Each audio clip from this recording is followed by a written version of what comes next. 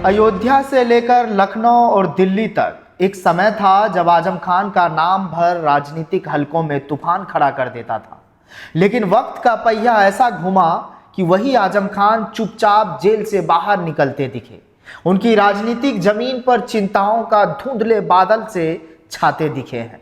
Samajwadi party के संस्थापक नेताओं में से एक मुलायम सिंह यादव के करीबी रहे और आजम खान 10 बार विधायक रह चुके हैं।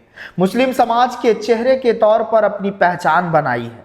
लेकिन अब कहा जा रहा है कि आजम खान समाजवादी पार्टी से किनारा कर सकते हैं।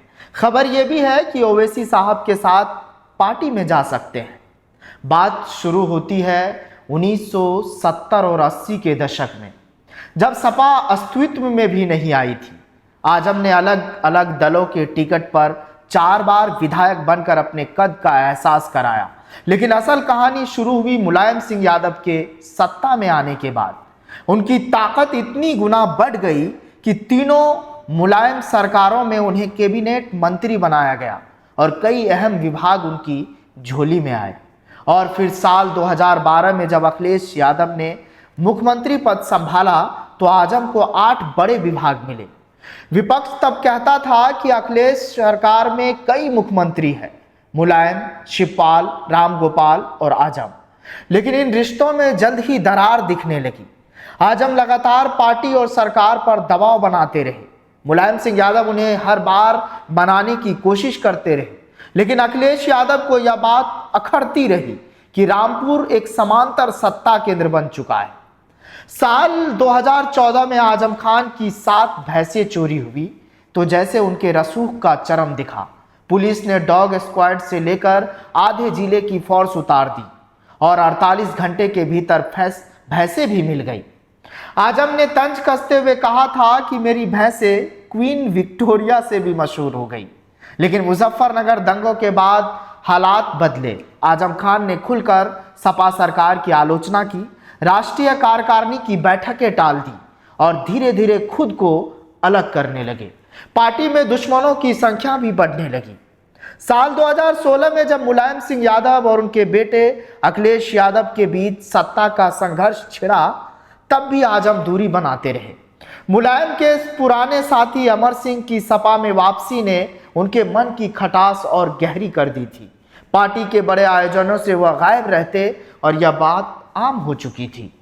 2017 के बाद जब यूपी और दिल्ली दोनों जगह बीजेपी की सरकार बनी तो आजम के खिलाफ पुराने केस खुलने लगे। आखिरकार 2020 में उन्हें जेल जाना पड़ा। यह वह दौर था जब पार्टी नेतृत्व भी उसे कटा हुआ नजर आया। 2022 और 23 के उपचुनाव में रामपुर की सीटें भी हाथों से निकल गई। यह वही गढ़ था जिसे आजम खान अपनी निजी जागीर समझते थे। उन्हें करीबी आसिम राजा की लगातार हार ने झटका और गहरा कर दिया। लगभग 23 महीने जेल में रहने के बाद जब 2024 में अखिलेश यादव उनसे मिलने पहुंचे तब इसे लोकसभा चुनाव की मजबूरी माना गया। हालांकि आजम की सिफारिश पर उनके करीबी को टिकट न मिलना और दूसरे प्रत्याशी का जीत जाना इस बात का इशारा था कि पार्टी की रणनीति अब उनके प्रभाव से परे बन रही है। अब सवाल यह है कि जेल से बाहर आने के बाद अब आजम खान का भविष्य क्या करेंगे। ऐसे में आजम खान के सामने 2 विकल्प माने जा रहे हैं। पहला वो कि सपा में बने रहना, क्योंकि इससे मुस्लिम वोटरों का एक बड़ा हिस्सा सपा के साथ ही रहेगा। आजम की मौजूदगी भाजपा के खिलाफ मुस्लिम वोटों को सपा की ओर समेट सकती है। हालांकि पार्टी के भीतर उनकी भूमिका अब पहले जैसी दमदार तो नहीं होगी।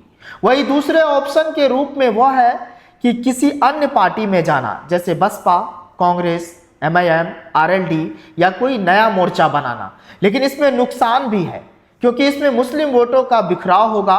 सपा को सीधा नुकसान तो होगा ही, क्योंकि पश्चिमी यूपी में उसके पास आजम खान जैसे कोई बड़ा मुस्लिम चेहरा नहीं है। कांग्रेस या अन्य दलों को इससे फायदा जरूर मिल सकता है, क्योंकि आजम खान के साथ खड़ा वोट बैंक उस दल की ताकत बढ़ा सकता है।